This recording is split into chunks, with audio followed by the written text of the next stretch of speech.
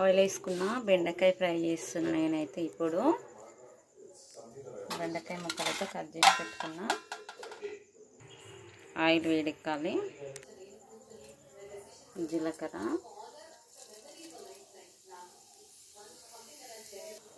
ఆవాలు, ఎండుమిర్చి, పోపు చిటపటలు ఉంటుంది. ఇప్పుడైతే బెండకాయలు వేసుకుందాం.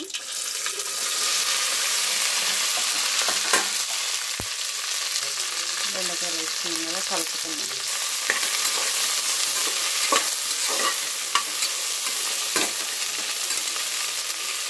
ఇది జిగురుగా కాకుండా ఒక చిట్కా చెప్తాను నేను. కొంతమందికి నాకు కూడా స్టార్టింగ్లో రాకుండా మా అమ్మ చెప్పింది. ఇది కొంచెం వేయగానే దీంట్లో కొద్దిగా పసుపు వేసుకోవాలి. పసుపు వేసుకున్నాం అనుకో బెండకాయ అనేది జిగురు అనేది రాదు, మంచిగా విడివిడిగా అవుతుంది. కొంచెం ఫ్రై అవ్వనిద్దాం. బెండకాయలు వేపేటప్పుడు మాత్రం అసలు మూత వేసుకోవద్దు. కొంచెం ఫ్రై అవ్వనిద్దాం. కొంచెం వేయగానే కొంచెం అంతా చిక్కర పసుపు వేసుకుందాం. కొంచెం మగ్గినాయి కదా, ఇప్పుడు దాంట్లో మనం కొంచెం అంత పసుపు వేసుకుందాము. బెండకాయ ముక్కలు జిగురు కాకుండా. సాల్ట్ కూడా వేసుకోవద్దు. ఫస్ట్ సాల్ట్ వేసుకున్నాం అనుకో మొత్తం జిగురు వచ్చేస్తుంది. నేనైతే పసుపు వేసుకుంటున్నా కొంచెం. మనమైతే ఫస్ట్ ఏ కర్రీలో అయినా కానీ ముక్కలు ఉడకడానికి ఫస్ట్ సాల్ట్ వేసుకుంటాం కదా, దీంట్లో మాత్రం ఫస్ట్ మాత్రం సాల్ట్ వేసుకోవద్దు. సాల్ట్ వేసుకున్నాం అనుకో ఫస్ట్ ముక్కలన్నీ జిగురు జిగురు అయిపోతాయి. నేనైతే పసుపు వేసుకుంటున్నా. దాన్ని కలుపుకుందాం.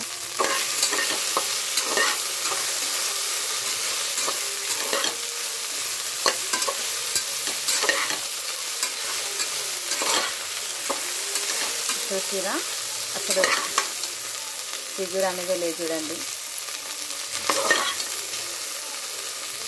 డైరెక్ట్ మనం సాల్ట్ వేసుకోకుండా ఇలా కొంచెం పసుపు వేసుకున్నాం అనుకో బెండకాయ ముక్కలు అనేది జిగురు కాకుండా ఉంటాయి. చూసిరా ఎంత విడివిడిగా ఉన్నాయో. మీరు కూడా ఈ చిన్న చిట్కా ట్రై చేయండి.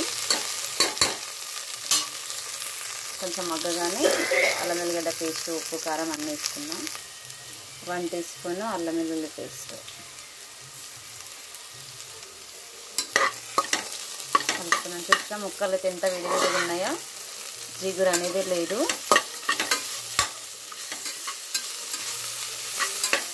నాకు కూడా బెండకాయ కర్రీ స్టార్టింగ్ చేయాలంటే అసలు రాకపోతుండే, చాలా జిగురు వస్తుండేది. మా అమ్మ అయితే చెప్పింది నాకు ఈ చిటికా. మీరు కూడా ఇట్లా ట్రై చేయండి. చూసిరా అసలు జిగురు అనేది లేదు. చూసిరా ఫ్రెండ్స్. ఇప్పుడు కారం వేసుకుందాం. కారం 1 టీ స్పూన్ కారం. సాల్ట్ వేసుకుందాం. Salt 1 teaspoon salt. ఇప్పుడు కలుపుకుందాం. నాకైతే అప్పుడు బెండకాయ కర్రీ చేయాలంటే ఏడుపు వచ్చేది. తర్వాత ఇప్పుడైతే పర్ఫెక్ట్ అయిపోయింది వండడం. ఎందుకంటే స్టార్టింగ్ నాకు వండడం రాకపోతుండేది. బెండకాయ చేద్దామంటే మొత్తం జిగురు జిగురు వస్తుండేది, మొత్తం చాలా జిగురు ఉండేది. చూసిరా ఎంత విడివిడిగా ఉన్నాయో.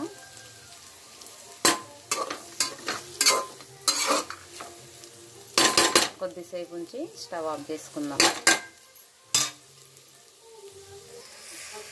చూసిరా మొత్తం మగ్గిపోయింది. ఉప్పు కారం అన్నీ మగ్గినాయి.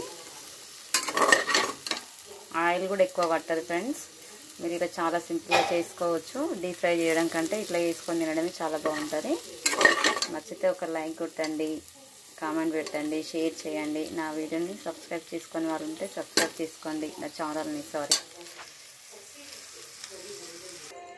చాలా సింపుల్ బెండకాయ ఫ్రై, టేస్టీ బెండకాయ ఫ్రై రెడీ అయిపోయింది ఫ్రెండ్స్. చూడండి, నచ్చితే ఒక లైక్ కొట్టండి ఫ్రెండ్స్. నా ఛానల్ని ఎవరైతే సబ్స్క్రైబ్ చేసుకోలేదో వాళ్ళైతే సబ్స్క్రైబ్ చేసుకోండి ఫ్రెండ్స్. ఓకేనా, బాయ్.